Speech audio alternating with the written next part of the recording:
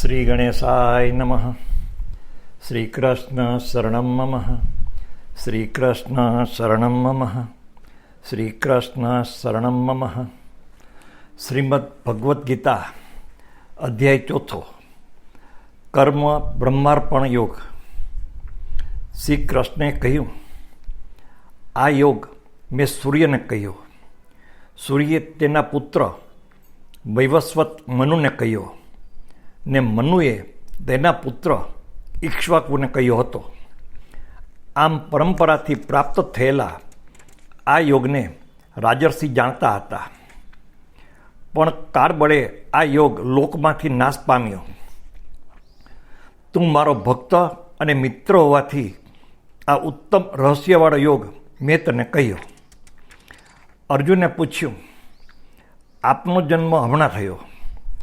જ્યારે સૂર્યનો જન્મ તો ઘણા સમય પહેલાં થયો હતો, તો પછી આપે આ યોગ સૂર્યને કહ્યો હતો તે બાબત હું સી રીતે માનું?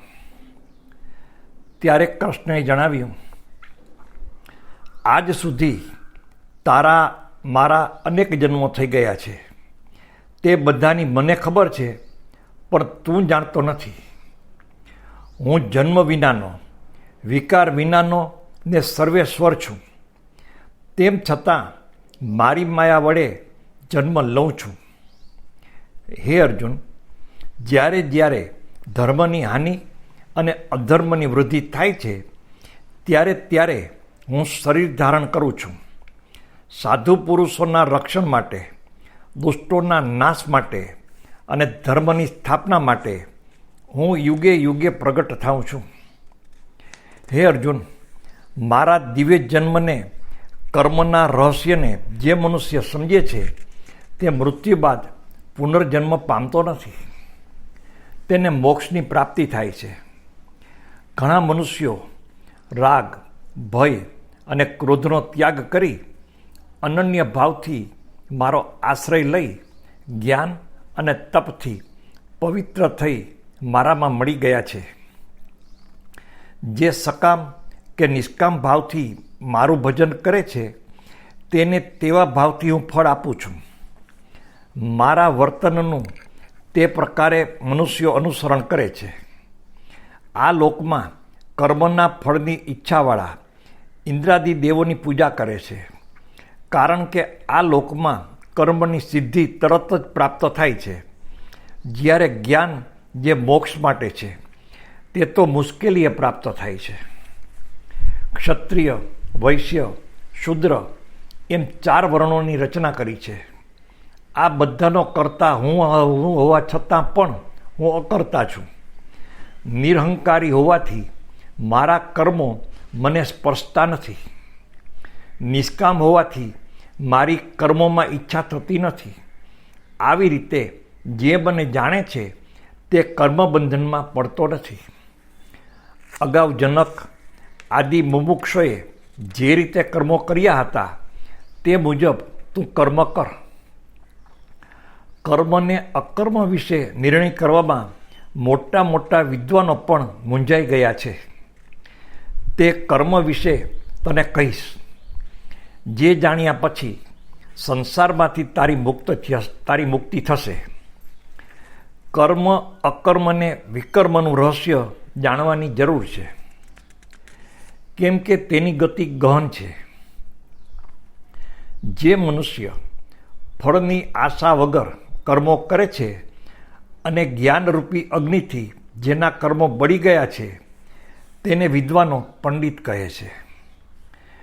જે કર્મને કર્મફળમાં ઈચ્છા નથી કરતો, નિત્યાનંદમાં તૃપ્ત રહે છે, કોઈનો આશ્રય લેતો નથી, જે બધી આશાઓનો ત્યાગી અંતઃકરણને શરીરને વશમાં રાખી બધું છોડી શરીરના નિર્વાહ માટે કર્મ કરે છે, તેને પાપ સ્પર્શી શકતું નથી.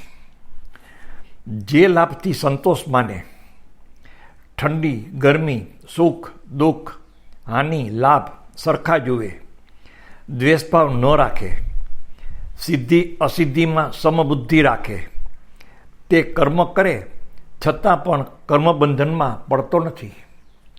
જે નિષ્કામ છે, રાગદ્વેષથી મુક્ત છે, જ્ઞાનવાળો છે અને પરમાત્મા અર્થે કર્મ કરે છે, તેના સઘળા કર્મો વાસના સાથે નાશ પામે છે.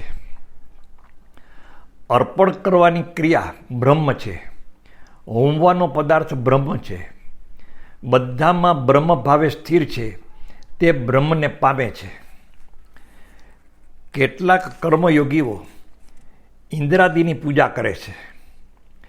જ્ઞાનયોગીઓ યજ્ઞાદિ બધા કર્મોને બ્રહ્મમાં વિલીન કરે છે, તેનું નામ જ્ઞાન યજ્ઞ છે.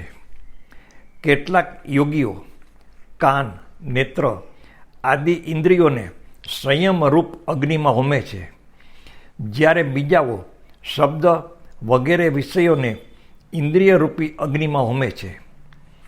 કેટલાક ઇન્દ્રિયોના સર્વ કર્મોને તથા પ્રાણના કર્મોને જ્ઞાનથી પ્રગટેલા આત્મસંયમરૂપ યોગાગ્નિમાં હોમે છે. કેટલાક યોગીઓ દ્રવ્ય યજ્ઞ કરનારા, તપ યજ્ઞ કરનારા, યોગ યજ્ઞ કરનારા ને સ્વાધ્યાય યજ્ઞ કરનારા હોય છે. કેટલાક અપાન વાયુમાં પ્રાણનો અને પ્રાણમાં અપાન વાયુનો હોમ કરે છે. કેટલાક યોગીઓ પ્રાણ તથા અપાનની ગતિને રોકીને પ્રાણાયામમાં રહેતા હોય છે. વળી કેટલાક આહાર ઓછો કરી પોતાના પ્રાણને વિશ્વના પ્રાણોમાં હોમે છે.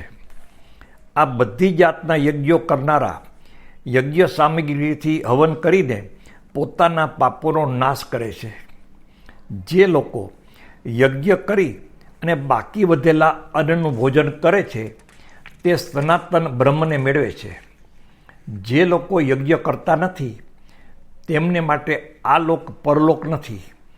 આવા કેટલાય યજ્ઞો વેદમાં દર્શાવ્યા, તે બધાની ઉત્પત્તિ કર્મથી થઈ છે, તેમ સમજવાથી તારી મુક્તિ થશે. દ્રવ્યમય યજ્ઞ કરતાં જ્ઞાનમય યજ્ઞ વધુ ઉત્તમ છે. કેમ કે જ્ઞાનમાં સર્વ કર્મોનો સમાવેશ થઈ જાય છે. તને જ્ઞાનનો ઉપદેશ તત્વને જાણનાર જ્ઞાનીઓ આપશે. તેમને પ્રણામ કરી, સેવા કરી, પ્રશ્નો પૂછી તેની પાસેથી જ્ઞાન પ્રાપ્ત કર. તને એ જ્ઞાનની પ્રાપ્તિ થતાં તું ક્યારેય મોહવશ થઈશ નહીં. જો તું વધુ પાપ કરનાર હોઈશ તો પણ જ્ઞાનરૂપી વહાણ મારફત પાપરૂપી સમુદ્રને તરી જઈશ. જેમ સળગતો અગ્નિ લાકડાને બાળે છે, તેમ આત્મજ્ઞાનરૂપી અગ્નિ પ્રારબ્ધ કર્મ સિવાયના બધા સંચિત અને ક્રિયમાણ કર્મોનો નાશ કરે છે. ગુરુના ઉપદેશથી તેમના પર શ્રદ્ધા રાખનાર, જ્ઞાન પ્રાપ્તિ માટે તત્પર ને જીતેન્દ્રિય મનુષ્યને આ જ્ઞાન પ્રાપ્ત થાય છે. આ માટે તેણે કર્મયોગ કરવો જોઈએ. આ જ્ઞાન લાભ થતાં તે મોક્ષ પ્રાપ્ત કરી શકે છે. જે ગુરુના ઉપદેશને ગ્રહણ કરતો નથી, અશ્રદ્ધા અને સંદેહ રાખે છે, તે નાશ પામે છે. હે અર્જુન, જેણે બધા કર્મો ઈશ્વરને અર્પણ કર્યા છે, બધા વહેમો નાશ પામ્યા છે, એવા આત્મનિષ્ઠ મનુષ્યને કર્મો બંધનમાં નાખી શકતા નથી. માટે હે અર્જુન, તેથી તારા હૃદયમાં અજ્ઞાનથી ઉત્પન્ન થયેલા સંશયોને જ્ઞાનરૂપી તલવારથી કાપી નાખી અને યુદ્ધ કરવા માટે તો તૈયાર થા. શ્રીમદ ભાગવદ્ ગીતાના 4થા અધ્યાયનું વાંચન અહીં પૂર્ણ થાય છે. આવતીકાલે આપણે 5મા અધ્યાયમાં પ્રવેશ કરશું. ઓમ નમઃ શિવાય. ઓમ નમઃ શિવાય. ઓમ નમઃ શિવાય.